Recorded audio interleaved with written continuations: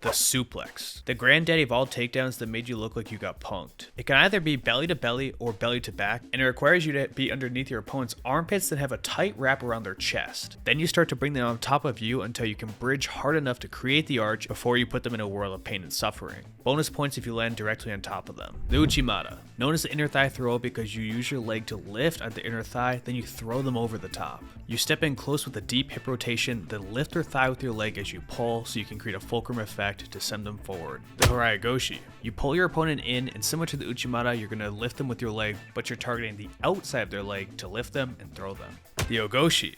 It's a hip throw where you bring your opponent's weight on top of your hips to lift them and throw them over. Instead of having your leg do the lifting, loading your opponent's weight onto your hips, rotating, and using your core strength will help you with this fundamental throw. The Seonage. Similar to a Ogoshi, you load their weight onto your hips, but this is treated as a shoulder throw.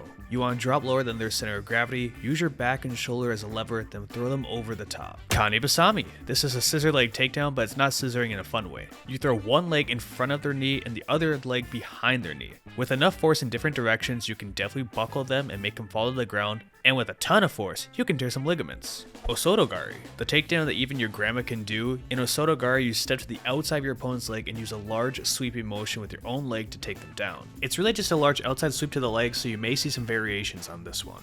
Kosotogari. Very similar to Osotogari, but it's a minor reaping motion. You hook the outside of your opponent's leg with a minor reap, typically when their balance is slightly off. It's subtle but effective, allowing you to bring them down with minimal movement if your timing is right.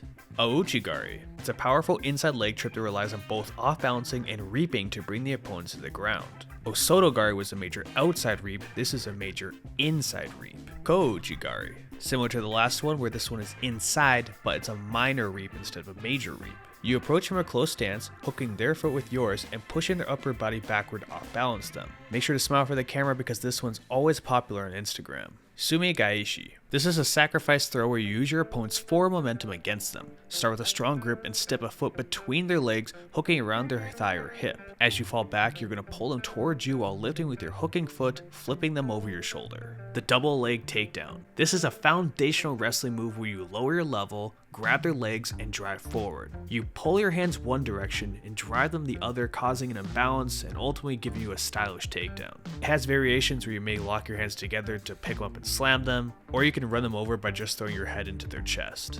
The single leg takedown. You guessed it, you grab one leg instead of two. You change your level, drive forward, grab one leg, and you have a variety of finishing options. You can lift, trip, drive, dump, or reversal. The high crotch. It combines the single leg with the double leg where you drive forward, have your head on the outside, pick one leg, then you can transition into the double leg. The high crotch is a beast at chaining your wrestling attacks together. The duck under. It's a slick way to bring your opponent down or to take their back without attacking the legs. Use a collar tie and arm control to pull them down, level change, and throw their arm past the head. Keep the collar tie so you have more choices to finish the takedown. The snap down. You pretend you're a caveman and take one of your hands and use it as a club. You're going to take this club and whack them on the back of the head with it until you can force their hands to the mat. Once they're down, you can go to front head, threaten submissions, or run around to take their back. The body lock takedown. It's a generic takedown with a lot of variations where you lock your hands around their spine. You can go for lifts or you can go for trips to off-balance them. The key objective is to keep your hips in so you don't get counterattacked. The lateral drop. The lateral drop is a sacrifice throw where you have an overhook and an underhook. The goal is to clamp down on the overhook so they don't have a hand to post on the mat, and you're going to punch through with the underhook so you can force them into their compromised side.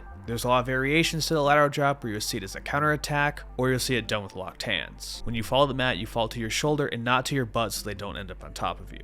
Throw-bys. The throw-by is a momentum-based takedown where you can feel your opponent pushing back into you and you're going to use that momentum to throw their body right past you. The throw-by can work by controlling an underhook or by controlling an elbow and other positions as well, as long as you have the correct momentum going at you.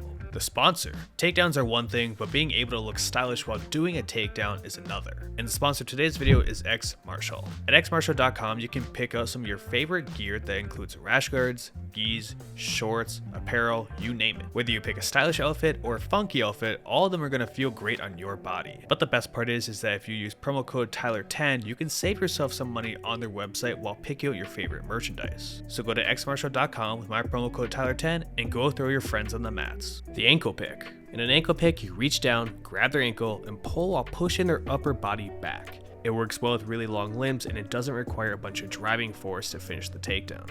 The knee pick. This takedown pushes their upper body forward while pulling their kneecap instead of the ankle. This one does require a lot of driving force to work. The low single. This is a variation of the single leg where you primarily attack their heel, shin, and knee. You take a very low shot parallel to the floor and grab their heel, and you're going to drive your head into their knee to buckle them and put them on their side. The fireman's carry. The fireman's carry starts by ducking under their arm and gripping around their leg. With one hand around their thigh and the other securing their arm, lift and pivot to flip them over your shoulders. The headlock. Seen on every school playground is the headlock where you pinch their head and arm together, then you throw your hips in front of theirs and pull them over. If this is the first takedown somebody tries on you, it's the universal sign that they can't wrestle. The arm drag. The arm drag is a versatile technique where you pull your opponent's arm across their body, opening a path to take their back or secure a down position. You control the wrist and tricep while pulling them using their momentum. Think about it like a throw by where you want them to be pushing into you before you attempt this technique. The collar drag. This is similar to an arm drag, but you're doing it with their gi. You can finish the takedown by getting a trip at the same time, or you can give them the old-fashioned whippersnapper treatment. Using the gi just makes this grip so much more solid. The guard pull. This move starts out by admitting that you can't wrestle, so you're going to take yourself down instead. You have two options where you can 1. Plop your butt on the floor, or you can try doing a jumping guard pull, hoping to injure them on the way down. The flying armbar. The flying armbar is a submission, but if you tap them out as well, you can count as a takedown. Generally, this is done when they grab for a collar tie and you have an insane reaction time where you can just jump to go for the submission, but you also have the balls to break your own neck. When done right, you look like a black belt god, and when done wrong, you're now a paralyzed white belt. The flying triangle. Similar argument to the flying armbar. It's really more of a submission, but if you can hop off their legs and lock up a triangle on the way down, pretty sweet. With the armbar, you can land on top, but with the triangle, you always land on bottom. This is more of a Hail Mary where you really trust your opponent and you hope he's not a jackass and slams you like this. The Imanari roll. This is a combination of breakdancing, Jitsu, and a lot of speed. Start low to the ground and you dive in on a heel, but you need to invert before making connection to the foot